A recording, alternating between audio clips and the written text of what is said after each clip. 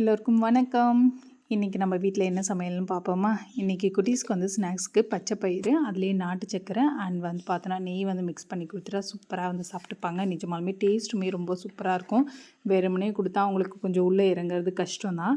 Next வந்து பார்த்தோன்னா பாயாசம் சாப்பிட்ணும் போல் இருந்தது. சரி, ஜவ்வரிசிலாம் வேகிறதுக்கு கொஞ்சம் லேட் ஆகும் அப்படின்னு யோசிச்சுக்கிட்டு பாயாசம் இருக்குது இல்லையா, சேமியா மட்டும் போட்டு நெய் ஊற்றி அழகாக வந்து செஞ்சாச்சு.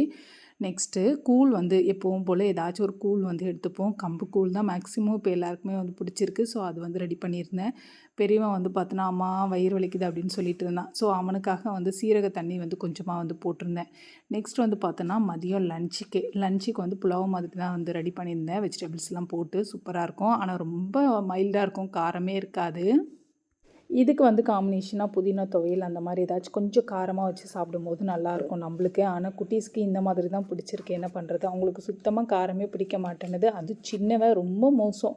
நம்ம கொடுத்தோன்னா அப்படியே வந்து கொண்டு வந்துடுறான். சரின்னு சொல்லிட்டு அவனுக்கு பார்க்க பார்க்க இந்த பிறகு உனக்கு காரமே இல்லை அப்படின்னு சொல்லி பேக் பண்ணி கொடுத்துட்டேன். 2 பேருக்கும் பேக் பண்ணணும். அதுதான் எனக்கு பெரிய விஷயம். இந்த பாக்ஸை கழுவி அதை துடைச்சி அதுக்கப்புறம் தான் பேக் பண்ணணும். ஏன் அப்படின்னா, ஒரு சில டைமில் எப்பயாச்சும் ஒரே ஒரு முறை வந்து பார்த்தோன்னா ஃபைசானுக்கு வந்து சாப்பாடு வந்து ஒரு மாதிரி இருந்ததுமா அப்படின்னு சொன்னான். அப்போத்துலேருந்தே வந்து பார்த்தோன்னா பாக்ஸை வந்து கழுவுனேன்னா அதை துடைச்சிட்டு தான் வந்து போடுவேன். ஏன்னா குட்டீஸ்க்கு தெரியாது இல்லையா, அப்படியே சாப்பிட்டு ஏதாச்சும் ஃபுட் பாய்சன் ஆச்சுன்னா என்ன பண்ணுறது அப்படின்ட்டு. நம்ம ஃப்ரீயாக கூலாக சமைச்சிட்ருக்கும் போது கூட இந்த பாக்ஸை ஃபில் பண்ணணும்னு நம்மளுக்கு தோணாது. அதை பார்க்கும்போது கூட அப்புறமா வந்து ஃபில் பண்ணிக்கலாம் அப்படின்ற மாதிரி தான் இருக்கும்.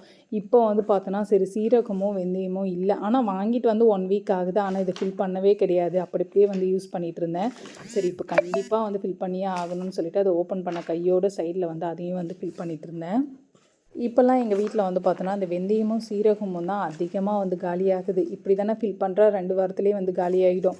என்னமோ தெரியல, குட்டீஸ்க்கு வந்து உடம்பு அடிக்கடிக்கு ஹீட் ஆகிடுது. தண்ணி அதிகமாக எடுத்துக்க மாட்டேங்கிறாங்க. நான் கொடுத்து விடுற பாட்டிலேருந்து அப்படியே வந்து ரிட்டன் வருது. ஸ்கூலில் நம்ம எத்தனை முறை சொல்லிவிட்டாலும் அவங்களும் வந்து அந்தளவுக்கு வந்து ஸ்கூலில் வந்து தண்ணி வேணும்னா அவங்கள கேட்டு தான் குடிக்கணுமா.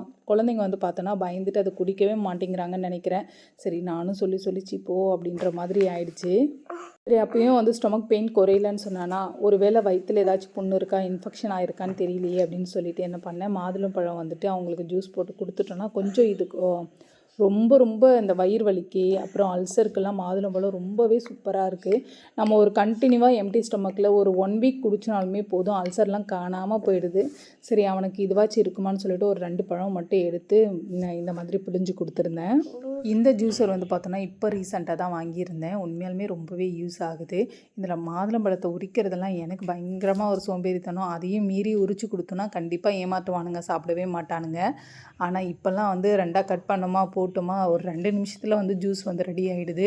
இல்லைனா அதை உரிக்கணும், அதுக்கப்புறம் மிக்சரில் போடணும், ஃபில்டர் பண்ணணும், இந்த மாதிரி ஏகப்பட்ட ப்ராசஸ் இருக்குது அதில்.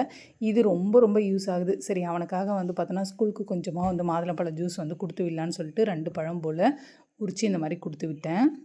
ஃபைனலாக வீடியோட எண்டுக்கு வந்தாச்சு. டெய்லி வீடியோ போடணும்னு நினைக்கிறேன். கொஞ்சம் வந்து வேலை இருக்கிறதுனால லேட் ஆகுது. நல்லதே நினைப்போம், நல்லதே நடக்கும்.